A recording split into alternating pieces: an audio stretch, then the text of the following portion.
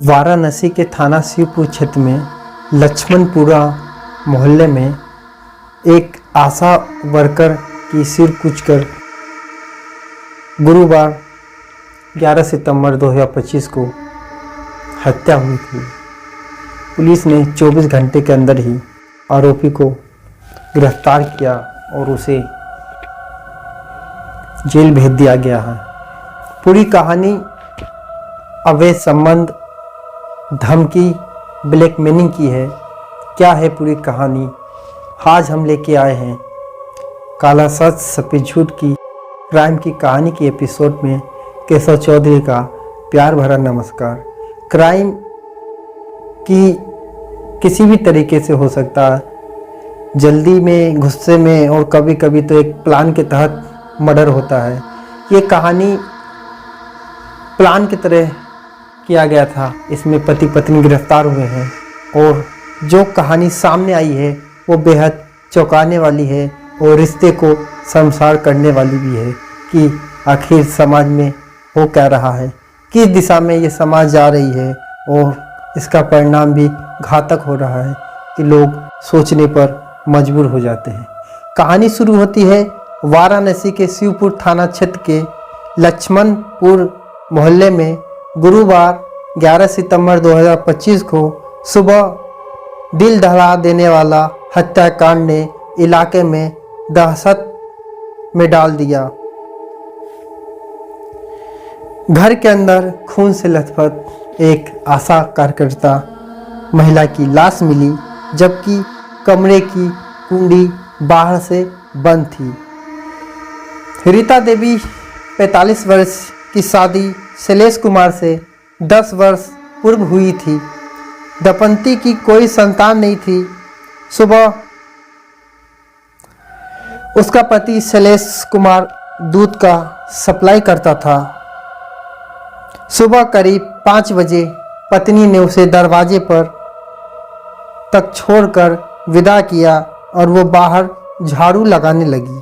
लेकिन 8 बजे जब पति घर वापस लौटा तो घर का दरवाजा खुला हुआ था। पत्नी कहीं दिखाई नहीं दी। जब वो कमरे तक पहुंचा तो कमरा का कुंडी बाहर से बंद था। जब वो कुंडी खोला तो उसकी पांव से जमीन खिसक गई। सदमे में आ गया और उसको कुछ समझ में नहीं आया। सामने का नज़ारा बेहद चौंकाने वाली और बेहद दर्द वाली थी कि उसकी पत्नी पड़ी हुई लाश बन चुकी थी। किसी ने उसके मुंह और सिर पर भारी वस्तु से प्रहार कर उसकी हत्या कर दिया था। सिर बुरी तरीके से कुचा गया था, जिससे कि उसको चारों तरफ ब्लड होने की वजह से उसका मौके पर ही मौत हो गया। अनन फनन में आसपास के लोग जुटे और किसी ने पुलिस को सूचना दी। पुलिस भी फोरेंसिक टीम के साथ मौके पर आई, लाश को देखा, पोस्टमार्टम के लिए भेज दिया। आसपास लोगों से पुलिस ने जांच के नाम पर पूछताछ किया। उसके बाद फोरेंसिक टीम ने फिंगरप्रिंट और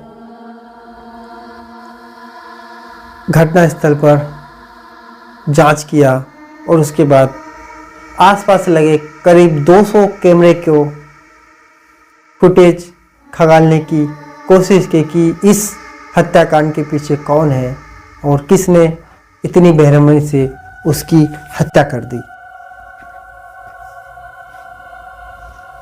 जब एक बड़ी चौंकाने वाली बात ये में थी कि वो महिला जो कान में गहना या गले में पहनी हुई थी उसको भी नोचा गया था, जिससे कि उसका कान फट गया था। सिर पर किसी भारी वस्तु का प्रहार था, जिससे महिला का चेहरा बुरी तरीके से क्षतिग्रस्त हो गया था।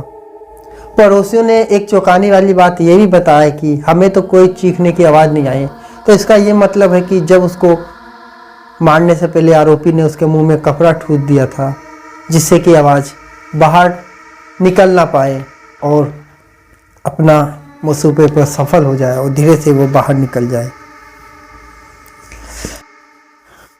फॉरेंसिक टीम पूरी तरीके से जांच की। उसके बाद 24 घंटे के अंदर ही शुक्रवार को पुलिस ने एक महिला एक पुरुष को संदिग्ध अवस्था में शिवपुर रेलवे स्टेशन से गिरफ्तार किया।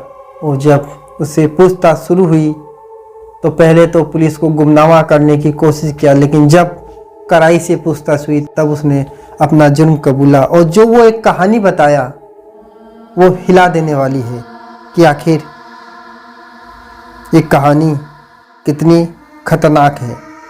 आरोपी का नाम मोहित है और उसकी पत्नी का नाम आकांक्षा है। दोनों एक साल पहले लव मैरिज किए थे और उसके बाद साथ में रहते थे। ये कहानी इस तरीके से आई है कि मोहित पहले आंगनवाड़ी जो महिला थी उसके घर के पास ही किराए पर रहता था। उसी दौरान दोनों के बीच अवैध संबंध बने।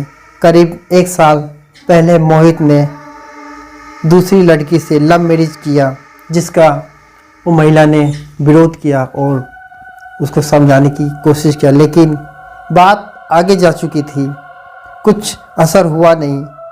उसके बाद महिला ने उसे धमकी दिया था कि तुम्हारी पुलिस में शिकायत करेंगे और उसके बाद तुम्हें बदनाम करेंगे, साथ ही तुम्हें हम जान से भी मार देंगे।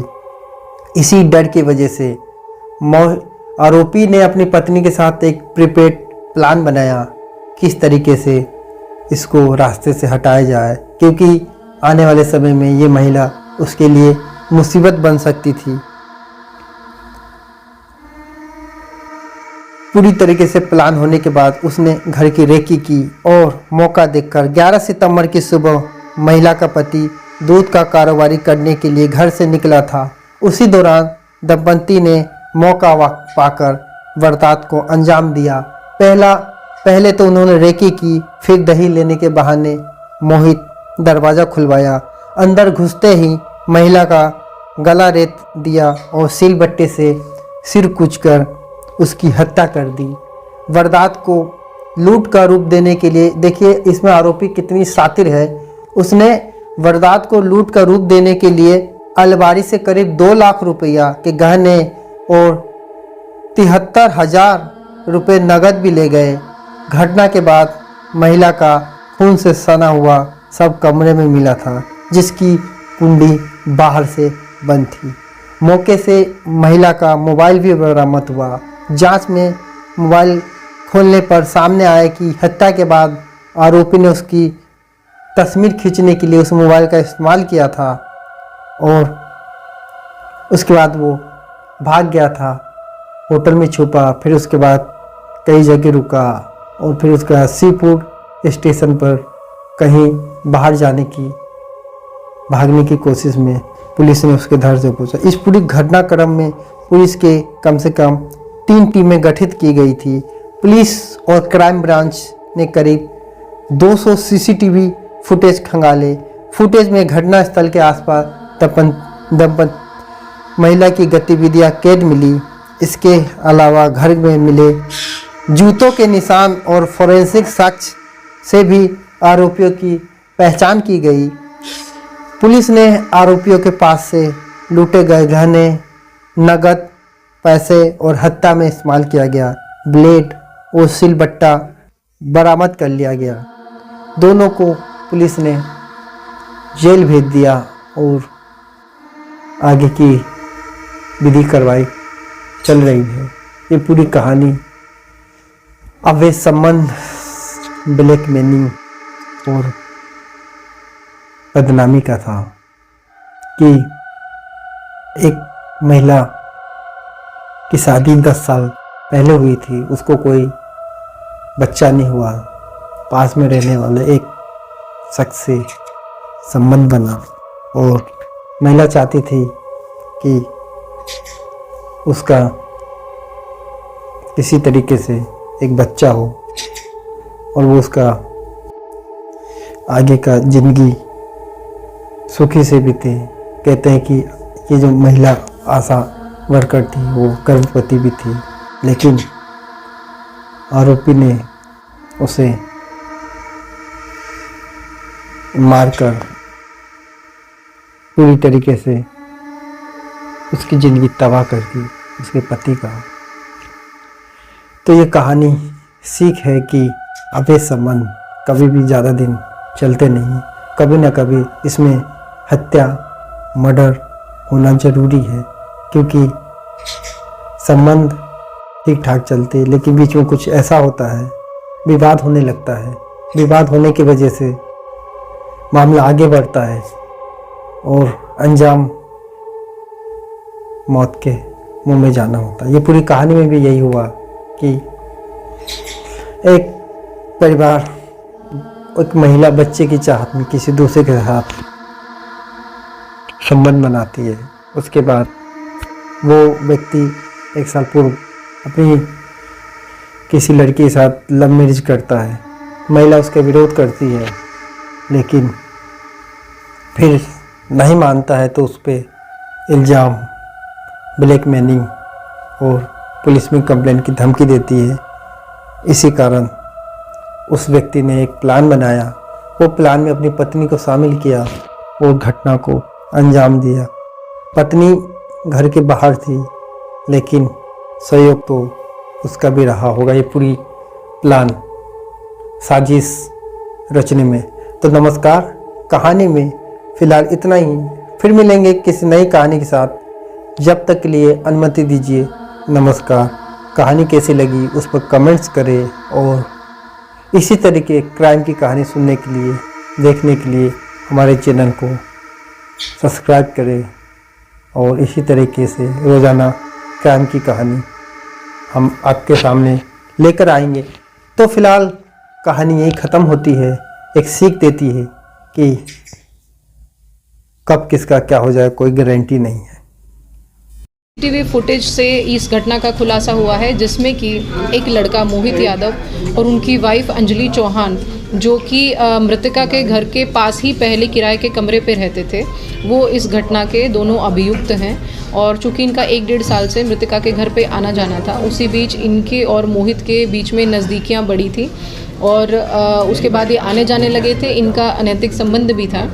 उसी से जब लड़के ने शादी कर ली, पहले वो लड़का सिंगल था, अभी जब लड़के ने शादी कर ली तो जब उनकी वाइफ ने मना किया आनाकानी की, तो उसी के चलते ये विवाद हुआ मृतका के साथ। और जब लड़का नहीं गया तो उन्होंने इनको बुलाने की कोशिश की, जिसमें कि लड़का बार बार मना कर रहा था, परंतु गया और उनसे पीछा छुड़ाने की नीयत से इन्होंने पूरी प्लानिंग करी। प्लानिंग में कल ये सुबह 7 बजे जाते हुए दिखे हैं। इनकी वाइफ इनके साथ है, मास्क लगा के ये जाते हुए दिख रहे हैं। करीबन आधा घंटा तक वाइफ ने रेकी की है, बार बार वो दिख रही है आती जाती। और लड़के ने दही लेने के प्रिटेक्स्ट पे महिला को बाहर बुलाया है, फिर उनके घर अंदर घुस के घर के कुंडी लगा के और उनके ऊपर सिलवट्टे और पत्थर से प्रहार किया है। सर पे प्रहार करने से अनुपमा जी की मौत हो गई है, जिसके बाद इन्होंने लॉकर से तमाम ज्वेलरी और करीबन 70-75 हज़ार रुपये के करीब कैश जो इसको मिला वो भी इसने लिया। और सीसीटीवी फुटेज में ही ये 8:50 के करीब वापस आता दिख रहा है। इसके हाथ में एक बैग है। जब इनको पकड़ा गया बैक ट्रैक करके और इनसे पूछताछ हुई तो इनकी निशानदेही पर वो कपड़े भी बरामद हुए हैं जो इन्होंने घटना कारित करते समय पहने थे और उन पर ब्लड लगा हुआ है। जितना कैश और जो ज्वेलरी मिली है उस पर भी ब्लड लगा हुआ है, उस पर इनके सारे फिंगरप्रिंट्स हैं। और हमें वो ग्लव्स भी मिले हैं जो इन्होंने घटना कारित करते समय यूज़ किए।